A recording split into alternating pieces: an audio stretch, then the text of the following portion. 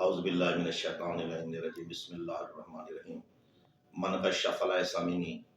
حضرت محمد صلی اللہ علیہ وسلم نے فرمایا، حسین بادشاہ کے نانے نے فرمایا، جس نے ملاوٹ کی وہ ہم میں سے نہیں، یعنی کہ میری امت میں سے نہیں۔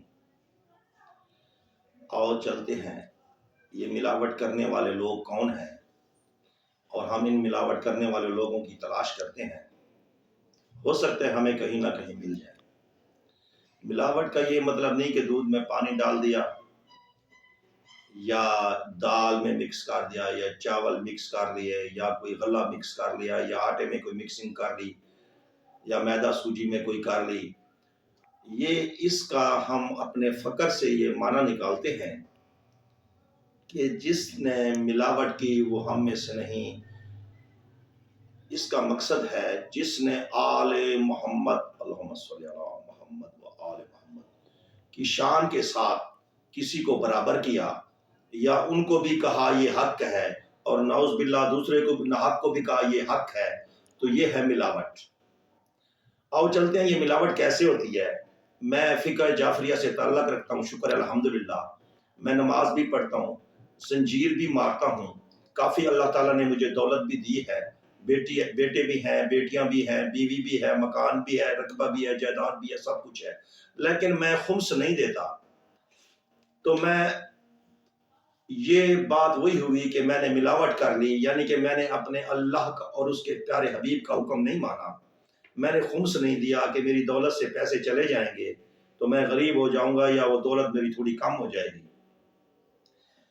تو میرے دوستو، جو لوگ آل محمد کے نقش قدم پہ چلتے ہیں وہ تو ہیں ملاوٹ سے پاک، اور جو لوگ ملاوٹ کرتے ہیں بالفرض میں ماتم بھی کرتا ہوں، زنجیر بھی مارتا ہوں، لیکن میری جوان بیٹی گھر بیٹھی ہے، رشتے آتے ہیں، میں ان میں کیڑے نکالتا ہوں اور میں ان پہ ڈیمانڈ کرتا ہوں کہ میں نے کوٹھی لینی ہے، میں نے اتنے کمرے بنا کے مجھے دو، مجھے زیور بنا کے دو، مجھے اتنے کپڑے دو، اتنے بندے بارات پہ آئیں، تو یہ میں نے ملاوٹ کر دی۔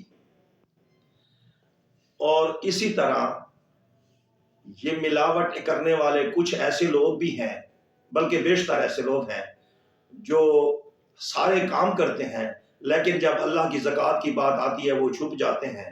ایسے لوگ ہیں جو جب خمس بی بی پاک کا خمس کا حصے کا یہ ہوتا ہے تو وہ اپنی دولت کو چھپا لیتے ہیں، وہ خمس نہیں نکالتے، اور جب جہاد کا ٹائم آتا ہے وہ لوگ جہاد نہیں کرتے، اور جب روزے کا ٹائم آتا ہے وہ کہتے ہیں ہمیں ڈاکٹر نے منع کیا، تو یہ ہے ملاوٹ۔ اسی کو ملاوٹ کہتے ہیں فقراء کی زبان میں، یعنی کہ جس نے ملاوٹ کی وہ اللہ کا پیارا نبی کہہ رہا ہے وہ میری امت میں سے نہیں ہے۔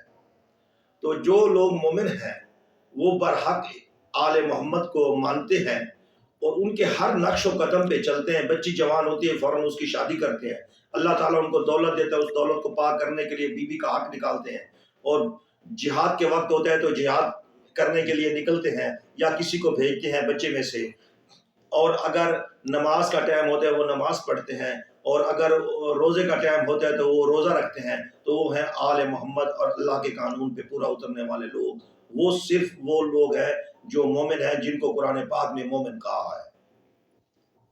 باقی میں بالفرض اپنے آپ کو درویش کہتا ہوں اور میں ہر چیز مانتا ہوں لیکن میں اس پہ عمل نہیں کرتا، تو میں نے ملاوٹ کر دی ہے۔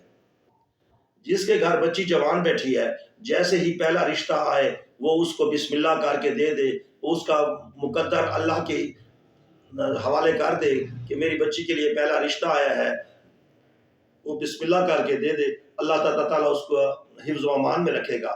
اگر رزق خالق نے دیا ہے اس کا خمس نکالے، اس میں حج کرے، زکوٰۃ دے، جہاد کرے، روزہ رکھے، تو یہ ہے اصول دین۔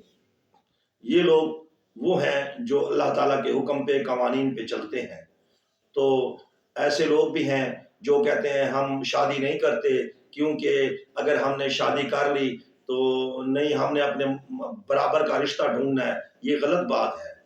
اور جو کوئی ایسے لوگ ہیں مرد ہیں جو کہتے ہیں ہم نے شادی نہیں کرنی، ہم درویش بنتے ہیں، یہ بھی غلط ہے۔ کچھ ایسی عورتیں ہیں، مستورات ہیں، بچیاں ہیں جو کہتے ہیں ہم دین کا کام سیکھتے ہیں، بالفرض ہم عالم بنتی ہے یا ذاکرہ بنتی ہیں یا جو کچھ بھی بنتی ہیں، لیکن ہم اس کی خاطر ہم شادی نہیں کرتے، تو وہ لوگ بھی اپنے آپ پہ تھوڑا سا سوچ کریں، وہ تھوڑا سا ہٹ کے ہیں۔